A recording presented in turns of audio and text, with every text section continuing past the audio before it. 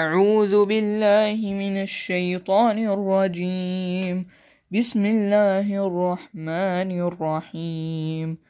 ويل لكل همزة لمزة الذي جمع مالا وعدده يحسب أن ماله أخلده كلا لينبذن في الحطمة وما أدراك ما الحطمة نار الله الموقدة التي تطلع على الأفئدة إنها عليهم مؤصدة في عمد ممددة.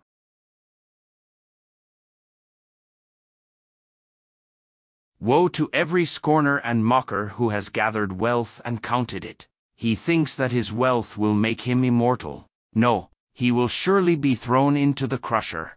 And what can make you know what is the crusher? The fire of Allah kindled, which leaps up over the hearts, verily, it shall be closed upon them in extended columns.